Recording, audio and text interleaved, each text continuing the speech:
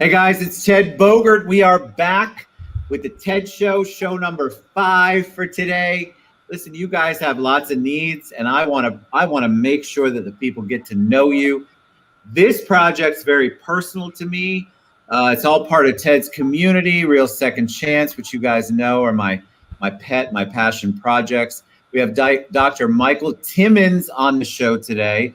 We're going to talk about aquaponics. We're going to talk about local and sustainable seafood and greens for Orlando, the impact on that. We're just super excited to have Mike's elite team of aquaponics talent. They're moving to Orlando. We're very lucky and blessed to have him as a regular on the show. Orlando keeps getting better. You know, everything that we do for Ted's community is trying to figure out how to make it better. And it's so great to showcase this young man on the show. Welcome, Mike. How you doing? Thanks, Ted. I like the young man part. I try to please, Mike. I'm trying to please. Yeah, All right, so tell us a little bit about you. People want history. Of course, they want to know about you, but we hear the buzzword aquaponics and sustainability like all day long. It seems to be those very popular buzzwords. So eventually, once you tell us your background, we'd love to learn more about what you're doing. Okay, well, 71, I got a lot of stories, right? So I grew up on a farm, dairy hog farm, near Columbus, Ohio. Well, you're an Ohio boy. Yeah, Ohio boy. So I went to Ohio State University, which became the Ohio State University. You can't leave the "the" out on that. I just went to Ohio State University. So, yeah. What did you get your degree in? So I got my degree in agricultural engineering.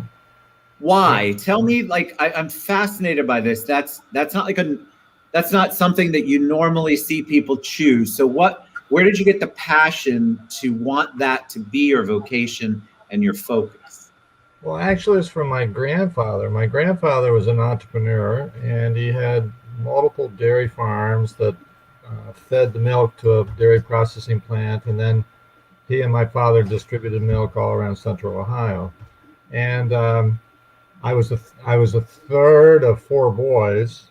Grew up on the farm, and I worked with my grandfather. And my grandfather was always wanted me to go into agriculture. And so one day I was about 12. He puts me in his car, which he uses as a truck.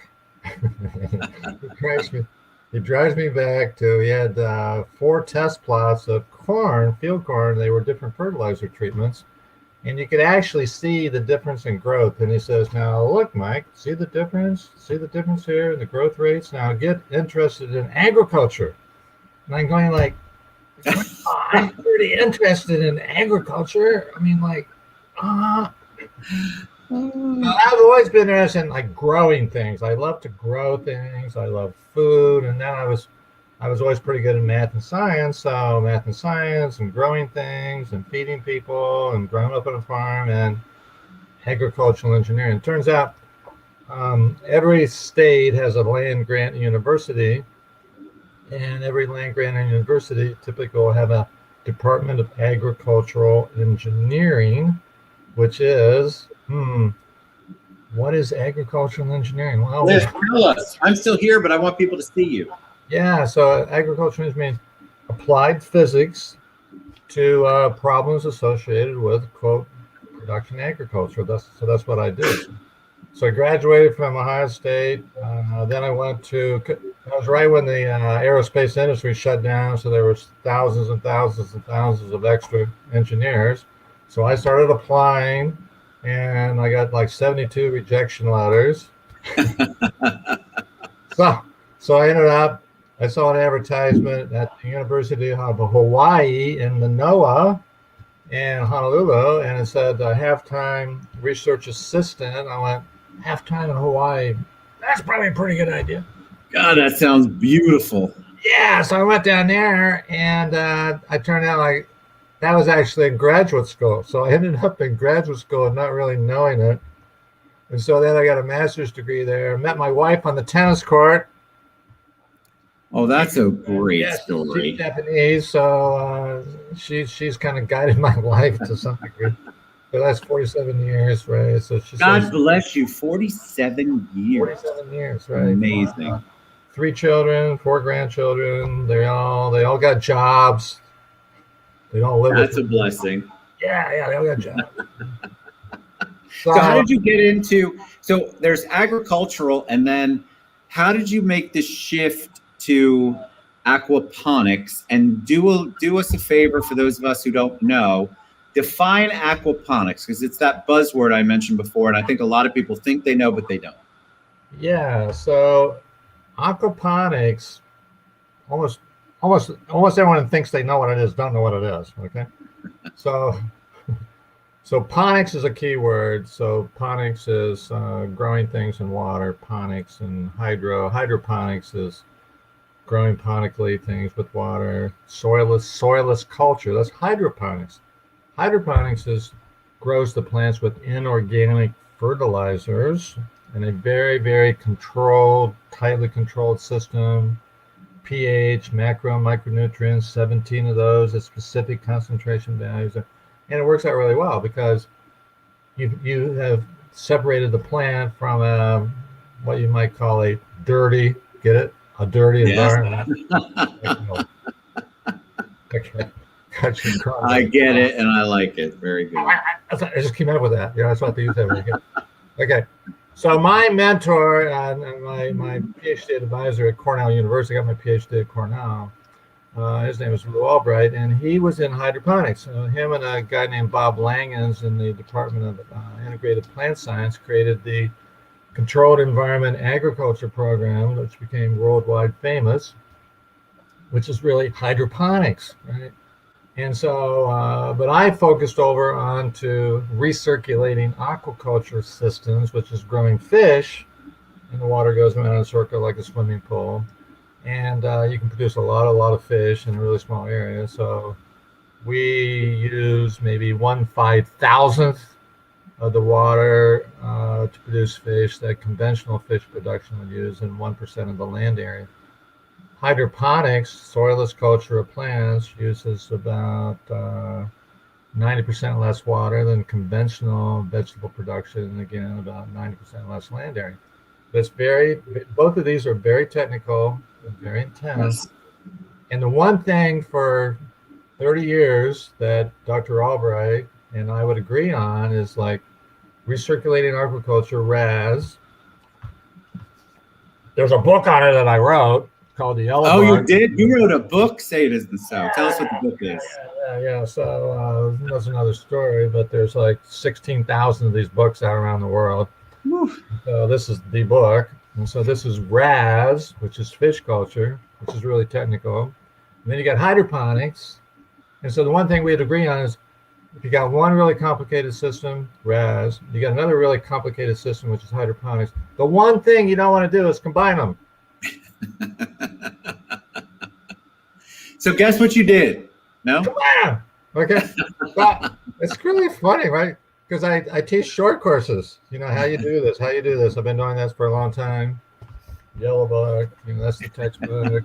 And so like 20 years ago, I'd be teaching, somewhere in Africa or China or Brazil or Mexico or somewhere in the United States, or at the Harbor Branch Oceanographic Institute in Fort Pierce. And I get this guy, and the guy said, "Hey, Dr. Timmons, what about aquaponics? It's great." I'm like, quiet. So this went on for about 10 years. And I said, quiet down. Do you have any data? No, but it's really great. So finally, I got so tired of hearing this.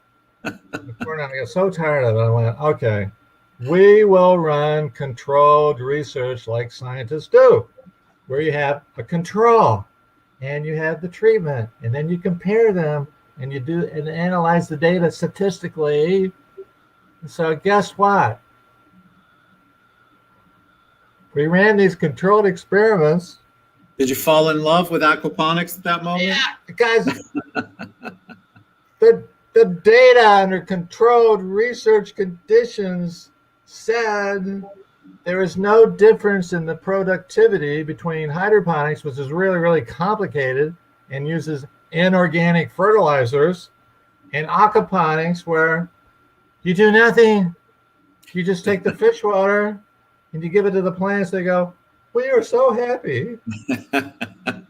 Explain that. All right, so dumb it down for us. Give us the basics, because aquaponics obviously involves fish, and it also involves being able to, and you can describe it better, but I'll tell you my impression.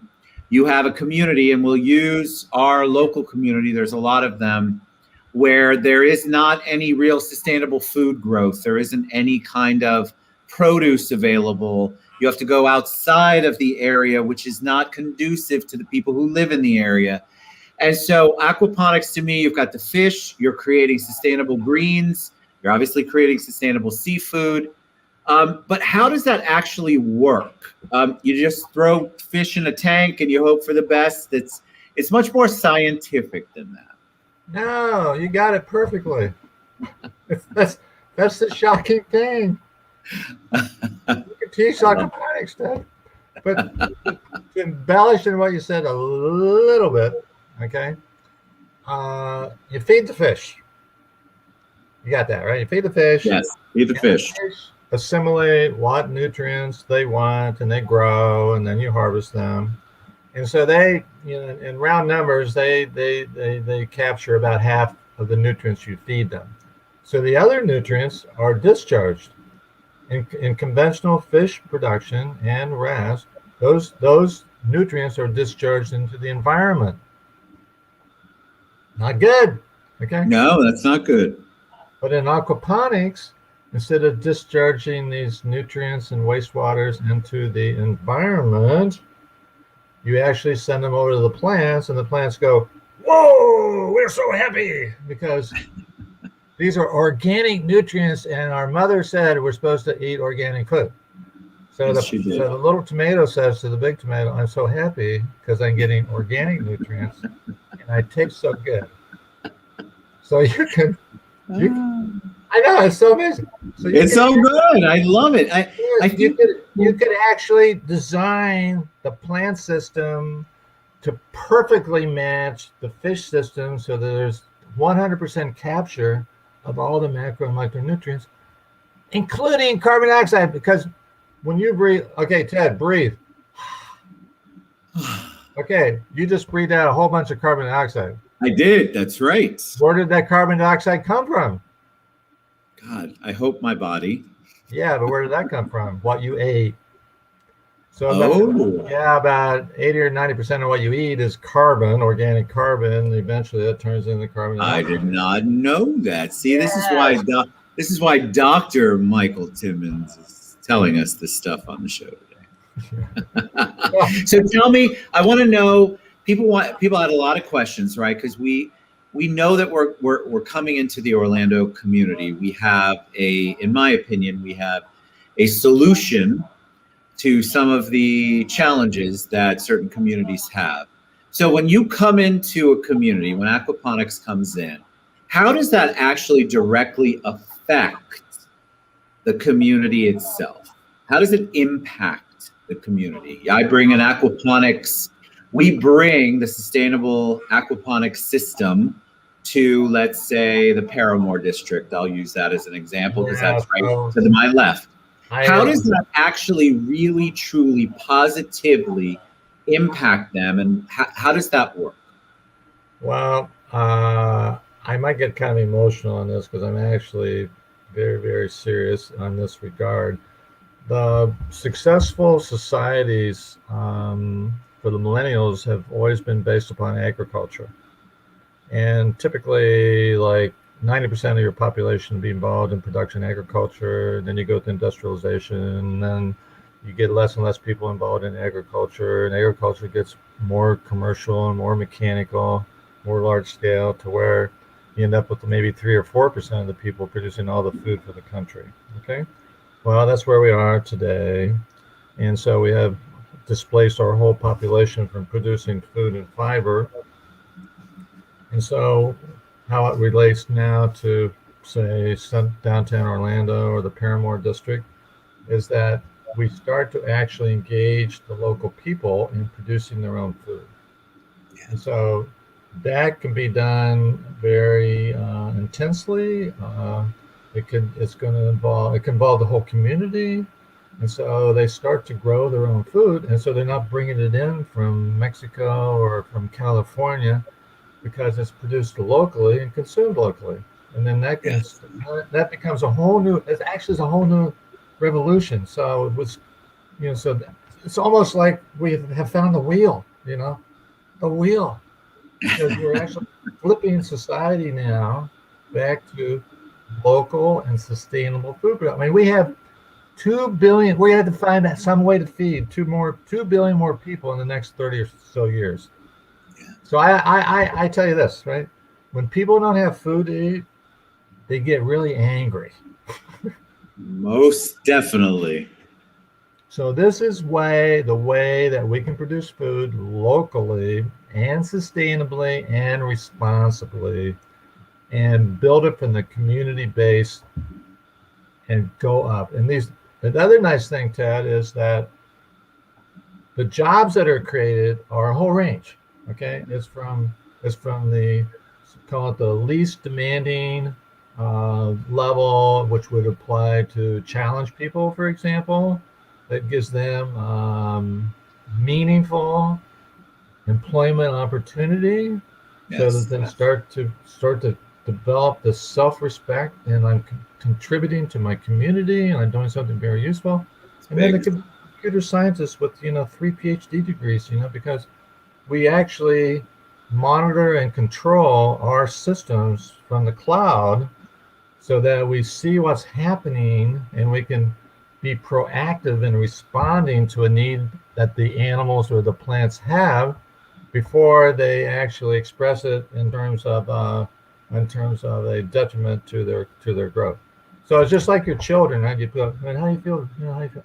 Right? We know what our children, how they should be acting, so we can be proactive. Yes. So that's what we can do. So we have the highest level to the most rudimentary level. People of all ages, abilities can participate in a meaningful way. Let me ask you to really dumb it down as we start to wind down, because I think that when you think aquaponics, you obviously think of water, you think of fish, but I think people don't understand how that in and of itself helps contribute to the growing of sustainable seafood and greens. So I had a couple people go, so is there a garden? I know the answers to these, but I love that people are interested enough to want to dumb it down and to give them the basics. So how does that work? The fish are in a tank. Let's put it that way. Here's my fish. They're in a tank. They live in water. That water is where the macro and micronutrients collect. So we take that water in the fish system and we send it over here to my plant system. And those we can either tie those together and couple them, or we can decouple them. So we just send water from here with all the nutrients, send it over here to our plant production system, which is actually got the Ohio State. The Ohio State. And that's where the plants go. And they grow in a soilless culture. The soilless culture could be tanks of water, or it could be essentially gutters like we have on the eaves and the edge of our roofs. They can grow like that. They can be on a bench which has a lot of, say, pea gravel or something, where you throw nutrients on it and it drains. A variety of ways you do that. So that kind of depends upon the type of crop it is, whether it's a fruiting crop that needs more structure, or your lettuces and leafy greens can just float.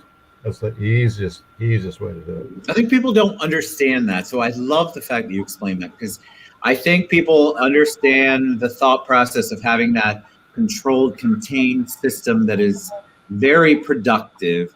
But I think they did not understand how it goes from fish to sustainable greens. And I love that you described that. It's such an easy thought process, but it's definitely something that's rooted in science. So you have to kind of know what's going on, which. So here's a little bit of science. In soil culture, conventional agriculture, okay, all the nutrients are still transported into the roots by water. That's the Got it. transport mechanism. So that's why if the soil's too dry, the plants die because they don't have any nutrients. And then another interesting thing, Ted, is what also drives the nutrients into the plant roots is that the plant is up here breathing water and they expel it called evapotranspiration. And so then they got to replace that water they lost. So they suck some more in. And when they suck it in, there's proactive mechanisms by which the plant sucks up micronutrients and enzymes and everything else that they need. It is amazing. I It's mean, actually really, truly amazing. I love it. I'm happy and thrilled and honored to be part of this. So, Dr. Timmons, Mike, tell us the best way for people to reach out, to find out more about you, to find out more about the projects, to find out more about aquaponics. I have a couple of websites going on down there. Tell us how we can reach you. yeah, well, email is good. I have a couple websites that Ted is going to be sharing. One is Professor T. I'm a professor, and my name is Timmons. Professor T. Fish. I sell my seafood there. It's the best in the world. My motto is this: if I wouldn't feed it to my grandchildren, I won't sell it to you. Okay? And then the other one I really like is my Cornell website, which I have my teaching course on that anyone in the world can take, and that's www.ecornell.com/fish. And I will put that on there. I did not put that on there this time, but I will share it. Yeah. All right, you're a joy, man. See, we did it. It took us a little bit, but that was amazing. I think it's so important that people understand the impact that we are about to make on the food delivery system here and the food opportunity system here in Orlando and really all over. And I just got to give you huge kudos and appreciation for all the amazing work you've done, Mike. I think it's just awesome. It's fascinating. It's new. It's cutting edge, and it's sustainable, which is what we all are working toward. And I absolutely love it. Well, it's an honor to be part of this community. And just for the record, I did move here in January a year ago. I had it with the North. I don't blame you, my friend. All right, Dr. Michael B. Timmons, I'll put up the Cornell site. I did not put that up. You can go to apj.farm or professorT.fish, and I'll share that other link too. Mike, you're amazing. Thank you so much for being on the show and for all you do for our world. I appreciate you. Thank you, Ted. All right, guys, we'll be back. Reach out to Mike. You know it. When you have an expert like this who is this accessible and this open, you should reach out. All of you have questions. You had a ton beforehand. Let's engage and get involved in our community. And you can always go to tedscommunity.com and also find all the links to everything Mike's doing. Hello back there. How are you? Hi. Hi. We like saying hi. We're all good with that. All right. See you guys later. Thank you so much, everybody. Have a great weekend. See you soon.